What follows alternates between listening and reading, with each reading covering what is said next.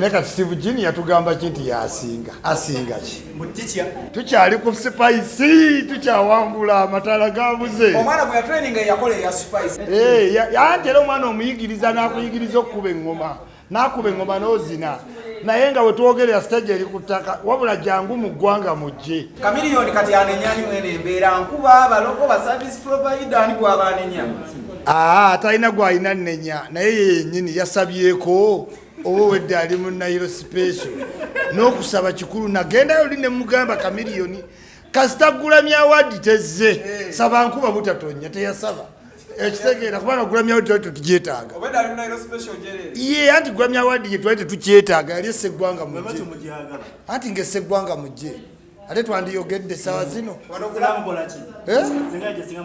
senga nti kati boda zigenda ku museum simanyi zigijeyo zigitwale ewa Katikkiro zigende wa president emboozi ya Grammy yandiwedde wano Grammy tabawangudde olowooza lwabaki mwaba Chameleon kuba stage ye kati eye yaliwo n'ayimba ne ya Chameleon togatta munnyo mata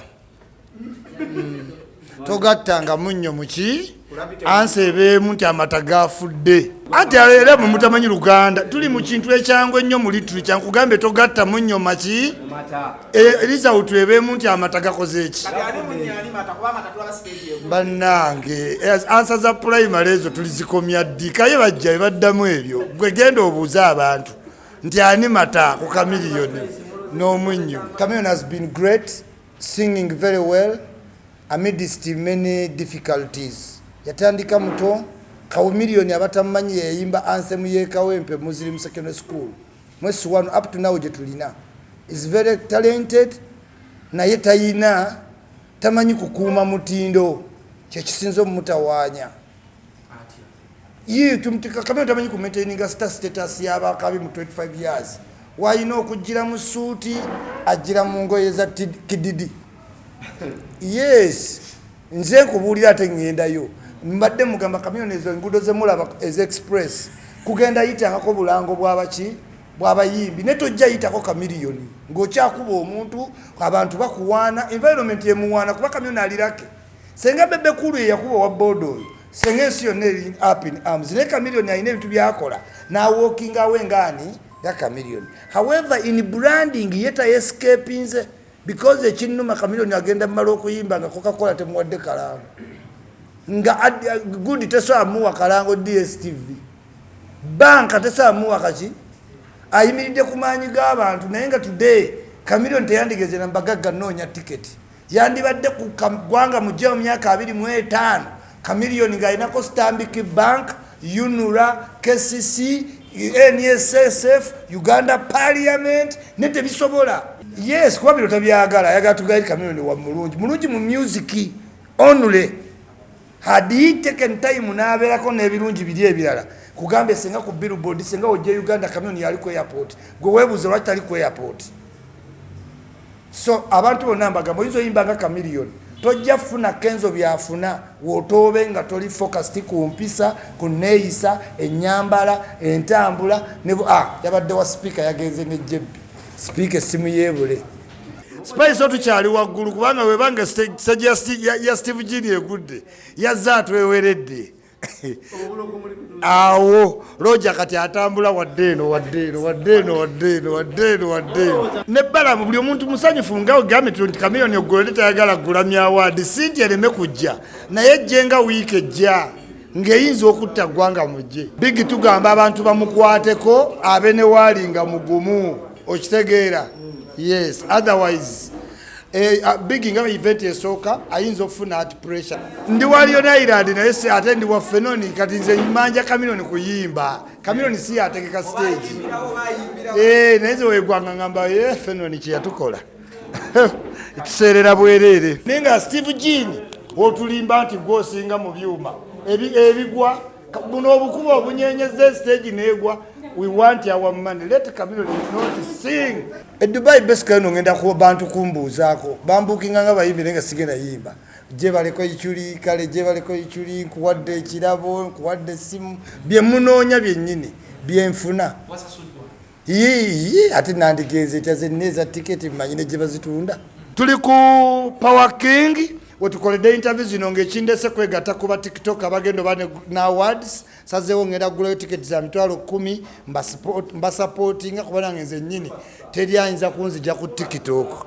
Nze Isma njagala TikTok entwalira data naye siva ku TikTok mba nakava ku Tomudi nengenda ku Sefuko nakava ku Sefuko ate Ashipopi n'atandika nze sina kinza baga nti nyinza ova ku TikTok era omuntu nojjawo TikTok mba mu lutalo olwo abiri munyamba ko wala ku Power King mujjo kuyingira mutwalo gumu Tomudi wali Dr. Sefuko wali abakabi we bali bonna abenjawulo Nick Sims not fun naye wali agenda kubazze.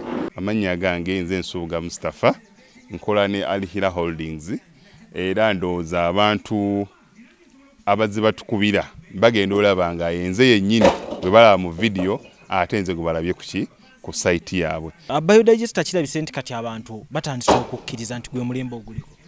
Kituufu. Kuba okusookera ddala Omunnayuganda yali amanyi nti yaabo bokka abayina enzije enfunda kwa tuze twogerako nga ddala ddala ennyumba eri wano naye nga tetulina kabuyonjo we tugiteeka. Ku mulundi guno apartments zino zirabika nga zirina space nene nnyo naye era nabo basazeewo okukozesa nkola eno. Basazeewo okukozesa nkola eno lwa nsonga olw'ebirungi n'emisomo gye tuzze tukola ki tusomesa abantu. Tutundire ekinnya mulundi guno engeri gye mukikozeemu. Leero ndaba mwawudde mu bibiri saate bulijjo tubaye tulaba nga ye batadde tank eno wabbali kwe muteeka amayinja. Okay, biodigester neri entono kuba kati ndaba mwasemba otulambulako nga tukola entono y'abantu 40 eno y'abantu 100 gye tuzze okukola olwaleero. So ekigikozesa nti nno oluusi twawudde lwa nsonga bantu 100 kitegeeza amazzi mangi. Oluusi ky'ovalaba nti omuntu oli ankubira ne mugamba ogenda giteeka ku nnyumba y'amaka, apartments, muzikiti, ekereziya. So oli wambuulira ki kwagenda ogiteeka nsobola determininga ne ngamba otuteekewo y'abantu 10 otuteekewo y'abantu 5 oba tuteekewo y'abantu 4. Soko tulambuliye ku migaso nannyini nnyumba zino gyagenda ofuna mu biodigester eno gye mumukoledde. Kakati nannyini nnyumba eno yeesiimye nnyo lwa nsonga nti eno biodigester era emigaso gyayo egigirimu gyagenda ofuna. Ekisooka tagenda keera lunaku agambe nti bannange septic yajjudde nti nno ajjaleta ekimotoka ate kimuggyako ssente ng'olwedde yagizimba. So biodigester tegenda keera ku makya nti ejjudde. So nawe ekyo ogwo mugaso gwe gusinga kubanga eri gundi yaffe twagikolanga naye ate era still ng'ejja n'ekulya lwa nsonga nti ebeera etuuka n'ejjula. So etuuka ng'esigala ekulya wadde nga ate wagiteekamu ssente yo nnyingi.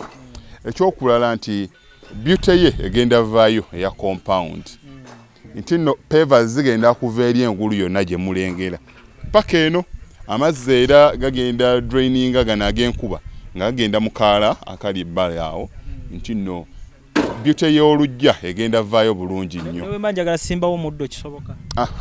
N'oba oyagala simbawo muddo ogwo kubanga kati singa owa kamera waffe akulaga nti nno system ogira nti eri wansi fuuti 2 kweno level kwe tuyimiridde wansi fuuti nga 2.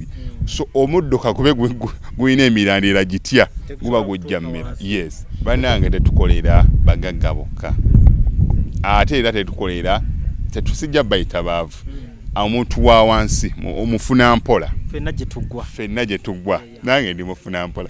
So sikolera bantu sina kika kye ngamba mbuno nno nkolera baneeno wabula buli omu era buli omu nga bwozze bwe tukola ki bwe tukwata. Kati Alihira Holdings Uganda Limited tusangibwa Kamoocha Prince Charles Drive plot 45.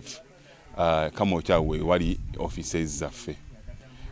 Tuyina namba z'amasimu esooka ya Airtel 07017 66992 neya MTN 0789224230. Abasinga batumanyira mu biodigester kuba bwe tuvudde nnyo mu kamera naye nga abaklanti baffe abapya n'abakadde bagenze bakitegeera nti no ne general construction yenna mwetuli.